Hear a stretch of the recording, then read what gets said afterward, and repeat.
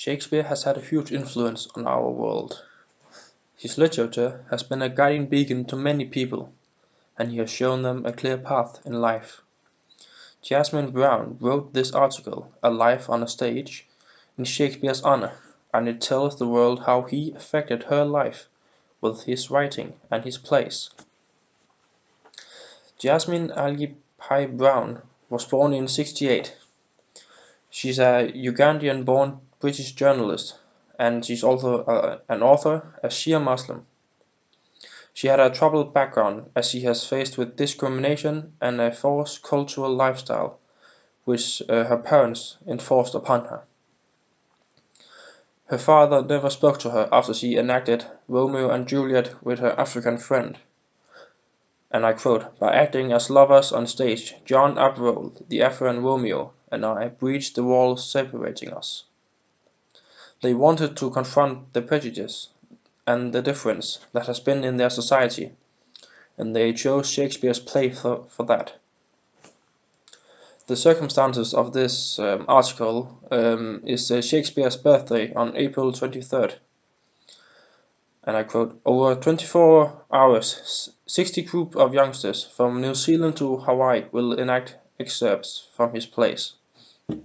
This shows that Shakespeare's influence is globally, and a lot of countries honor him at his birthday.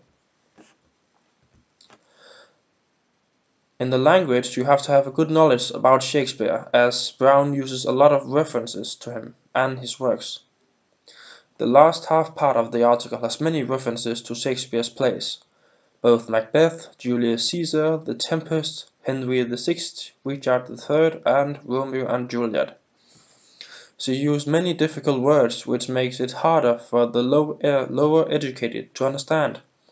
Words like pheasant land, lascivious, usurious, diasporic, and so forth. She amends Shakespeare's plays in its role in fighting against tyranny. I quote, "If you are an Arab theatre maker looking to make a pop at authority, Shakespeare is your perfect bedmate, co-conspirator, and alibi." The theatre can show these plays and create problems, as Shakespeare's plays are often filled with controversies and problems that many people can relate, as in Romeo and Juliet, or the lovers that cannot reach each other.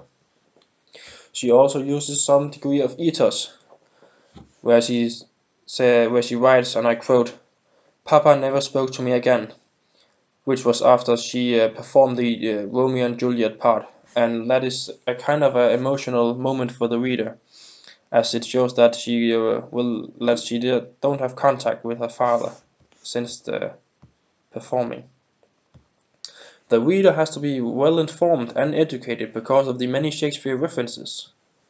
Brown's audience is not the poor and troubled in Africa and Asia, but perhaps the more well-educated in those regions, but also the people of Europe. She wants to show that Shakespeare helped her life to become better, as he has with many others. And she also wants to encourage Shakespeare's play throughout the world, and have the people read and enact his plays.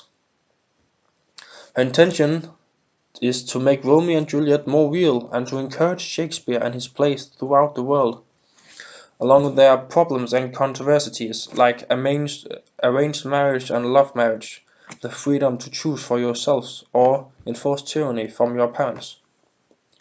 She's happy that she came to know Shakespeare, and she will happily trade Shakespeare with her father, as she also states. To put things into perspective, you can perspective it to the arranged marriage versus the love marriage. Shakespeare acts as an inspiration to love marriage, compared to the society where Brown comes from, where she grew up.